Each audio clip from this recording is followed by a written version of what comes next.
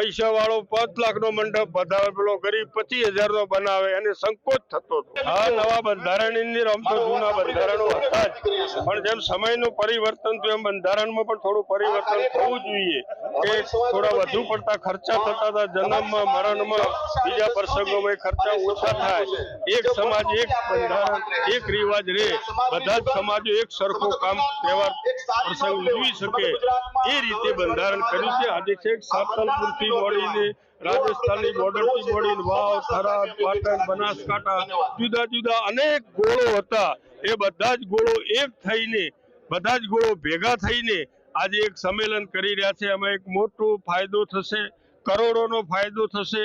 એ ફાયદો શિક્ષણ તરફ વાપરશે તો તમામ પરિવારો શિક્ષિત બનશે, તમામ પરિવારો ધંધા રોજગારમાં રોકાણ કરી શકશે, તમામ પરિવારો વ્યસન મુક્ત થશે। એ બધા આગેવાનો મળીને આજે કરી રહ્યા છે, સમાજને ફાયદો થશે।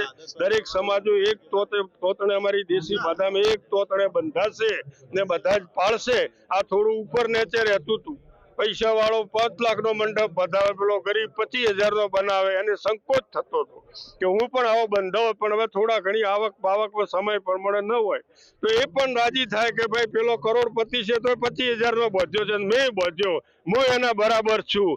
એ એનું ગૌરવ રહે, સમાજની એકતા અને સમાજનો દરેક માણસ એમ કે હું પણ એ બરાબર કરું છું। એ સમદ્રષ્ટિ માટે એક સમાજ એક રિવાજ એક બંધારણ આ જાતનું કાર્ય સમાજના બધા જ મળીને કર્યું છે।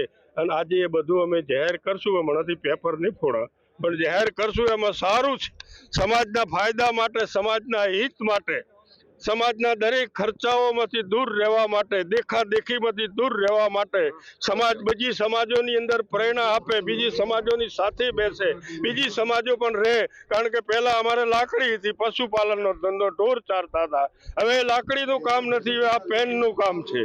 લાકડી મૂકી દો ને આ પેન રાખો અને તમામ પરિવાર શિક્ષિત થઈને સારી નોકરી મેળવો, સારો ધંધો કરો, એ જ આ યુગની માગ છે, આ સમયની માગ છે। દીકરીઓનો પણ એ જ રીતે ભણાઈને આગળ વધારો, એ માગને લઈને અત્યારે 21મી સદી છે એટલે યુવાનો પણ 21મી સદીના મારફત ટકી રહે એવું બંધારણ છે। અમે ઓલી નીચી સદીમાં નથી લઈ ગયા, 22મી સદી સુધી અમને ચાલે એવું બંધારણ છે, એટલે બધાને અનુકૂળ રહેશે અને પાળશે, ખૂબ સમાજને ફાયદો થશે।